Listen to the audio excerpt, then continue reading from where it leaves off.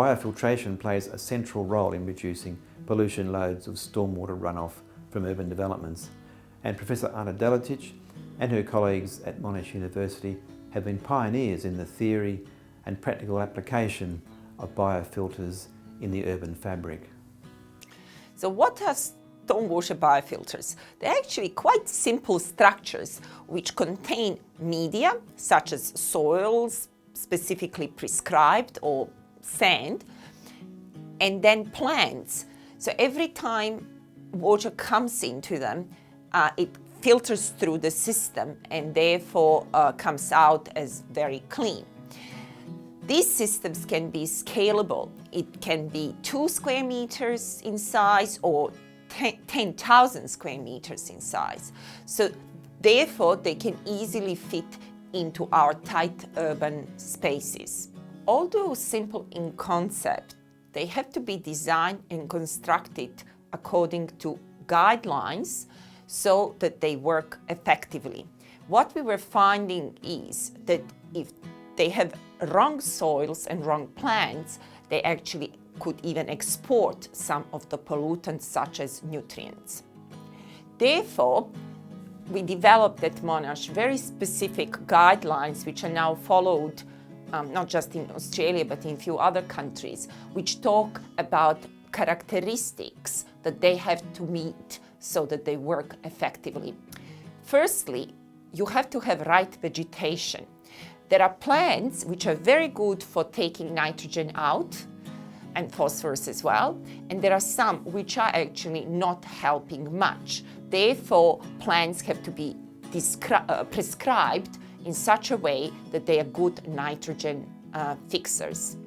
For example, in Australian conditions, Karak and Melaleuca have been found to be the best in this job. Having said that, we tested them now in Israel and in Singapore, and they're doing a good job there as well. The other reason why we need to prescribe plants is because they are very, very good in assuring that these systems do treat water so that they don't clog. Plant roots are very important because they dig through the soil, and every time a little root dies, it actually allows a micropore to be developed so that water can go through that root. So plants cannot be neglected for, as I said, 2 reasons. One, they remove certain pollutants, and secondly, they make sure that our systems do not get clogged over time. Having selected plants well, the next almost equally important thing is to have right soils.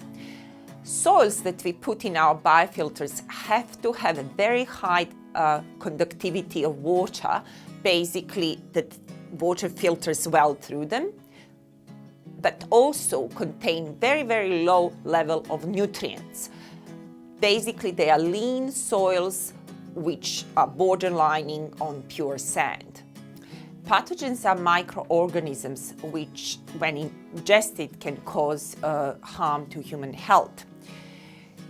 To remove pathogens from stormwater, we invented novel media, basically antimicrobial, as we call them, zeolites, which when placed in the main body of biofiltration media can passively remove pathogens while water is filtering through. The next important design characteristic of biofilters is submerged zone. What happens is that right at the bottom of our biofilters, we actually create permanently wet area. And this can be easily done just by raising an outlet from the bottom of the biofilter. So water has to go to the bottom and then climbs up before it gets out. This permanently wet area is very important for so many reasons. Firstly, it actually keeps plants well watered, so plants can have healthy life even during hot summers. Secondly, submerged zone can promote denitrification, which is a very important part of nitrogen removal process. finally, they actually keep water between two events, storm events, and do extra treatment during these dry periods. And that could be one of the most important things what they do. I'm going to explain importance of submerged zone in the case of removal of pathogens from stormwater. So when it rains, stormwater with pathogens comes into biofilters and they all go through, and some get caught and stuck in the soil media and only a few come out. In between two events, we are obviously having pathogens being removed, they basically die. And then when the new event comes in, now red pathogens, some of them get stuck in the soil, but quite a few of them also get through, including also pathogens which survive from the last event. In comparison, systems with submerged zone provide additional barrier to this effect. Basically what happens between two events, we again have this effect of pathogens dying, but they die both in soils and submerged zone water. When the new event comes with red pathogens here, they obviously get stuck again in both zones. But because first clean water comes out, far less pathogens at the end of the day leave the system. So the fact that we had this water sitting there, getting clean between two events, and now leaving first our systems makes additional very important effect in treating stormwater by biofilters.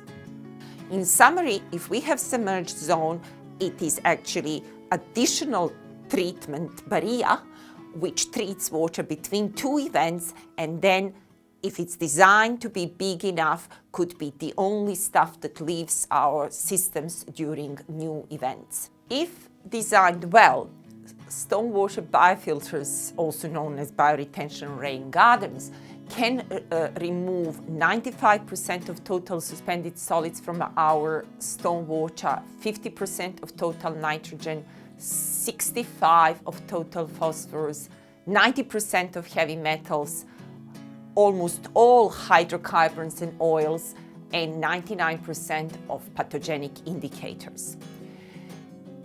We are building them a lot in Australia because they're not just effective, but they can look good and can fit in very tight urban environment, and could be from, as I said, very small systems to extremely large systems.